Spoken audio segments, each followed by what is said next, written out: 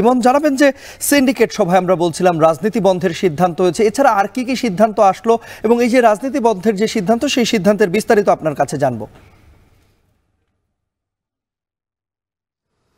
তন্ময়, ঢাকা বিশ্ববিদ্যালয়কে বাংলাদেশ পুরো দেশের যে রাজনীতির যে আঁতুড়ঘর বলা হয়, এখান থেকেই ছাত্র শিক্ষক যারা রয়েছেন তারা রাজনীতি করে। বাংলাদেশের যারা নেতৃত্ব দিয়েছেন বিগত সময় এবং ভবিষ্যতে যারা দিবেন অনেকেই ধরা হয় যারা বিগত সময় ঢাকা বিশ্ববিদ্যালয়ে লেখাপড়া করেছেন এবং সুনামের সাথে তারা বিভিন্ন দলের রাজনৈতিক যে নেতৃবৃন্দ তারা তৈরি হয়েছেন।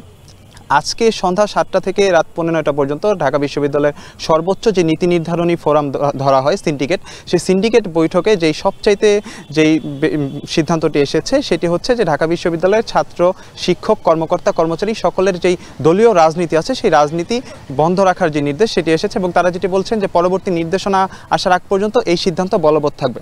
পাশাপাশি ঢাকা বিশ্ববিদ্যালয়ে গত 5 আগস্টের পর থেকে অর্থাৎ সরকার বিরোধী যে সময় আন্দোলন শুরু হয় বিগত আওয়ামী লীগ সরকার, সেই আওয়ামী লীগ সরকারের পতনের পর আজকে পর্যন্ত ঢাকা বিশ্ববিদ্যালয়ের সার্বিক যে বিষয় সেই বিষয় নিয়ে আলোচনা হয়েছে। আমরা যতটুকু জানতে পেরেছি সিন্ডিকেট সদস্যদের কাছ থেকে, তারা যেটি বলছেন যে পুরো ঢাকা বিশ্ববিদ্যালয়ের লেখাপড়ার পরিবেশ ফিরিয়ে আনা এবং যে শৃঙ্খলার যে বিষয়টি তারা গুরুত্ব দিচ্ছেন, যেহেতু গতকালকে রাত্রে একটি অনাকাঙ্ক্ষিত ঘটনা ঘটে গিয়েছে ঢাকা বিশ্ববিদ্যালয়ে, সেই সার্বিক যে বিষয়টি যেটি বলছিলাম শৃঙ্খলা অর্থাৎ লেখাপড়ার পাশাপাশি শৃঙ্খলা ফিরিয়ে আনার বিষয়টিও গুরুত্ব সহকারে দেখা হয়েছে। আমরা যতটুকু জানতে পেরেছি আজকে সন্ধ্যা 7টা থেকে রাত 9:30 পর্যন্ত ঢাকা বিশ্ববিদ্যালয়ের ভিসির নেতৃত্বে মূলত যেই 17 জন সিন্ডিকেট সদস্য রয়েছেন এর মধ্যে 2 জন অনুপস্থিত ছিলেন, 15 জন সদস্যই এখানে উপস্থিত ছিলেন মিটিংয়ে এবং তাদের সর্বসম্মতিক্রমে যেই মূল যেই সিদ্ধান্তটি এসেছে যে ঢাকা বিশ্ববিদ্যালয়ের যেই সার্বিক যে দলীয় রাজনীতি সেটি আপাতত বন্ধ থাকবে এবং পরবর্তী নির্দেশনা না দেওয়া পর্যন্ত এই সিদ্ধান্ত বলবৎ থাকবে। পাশাপাশি যেটি বলছিলাম যে বিশ্ববিদ্যালয়ে লেখাপড়ার পরিবেশ এবং শৃঙ্খলার যে পরিবেশ সেটি যাতে পুনরায় ফিরে আসে সেই বিষয়ে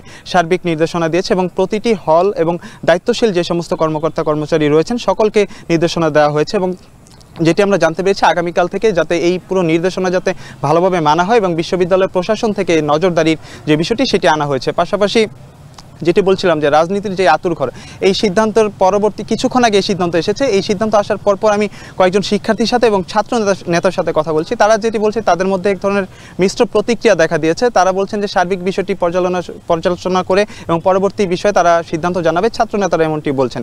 এক কথায় যদি বলতে চাই, এখন পর্যন্ত ঢাকা বিশ্ববিদ্যালয়ের সবচাইতে যে আলোচনার যে বিষয় ছাত্র রাজনীতি, সেই ছাত্র রাজনীতিও কিন্তু এই সিদ্ধান্তের কারণে এক ধরনের স্থগিত হয়ে গেল। সব মিলে বলা যায় সিন্ডিকেটের যে সিদ্ধান্ত হয়েছে সেটি অনেক শিক্ষার্থীরা বিশেষ করে সাধারণ শিক্ষার্থীরা সাধুবাদ জানালেও ছাত্র নেতা যারা রয়েছেন রাজনীতি যারা করেন তাদের মধ্যে এক ধরনের মিশ্র প্রতিক্রিয়া দেখা দিয়েছে। তো রাজধানী ঢাকা বিশ্ববিদ্যালয় থেকে এই ছিল আমার কাছে সবশেষ।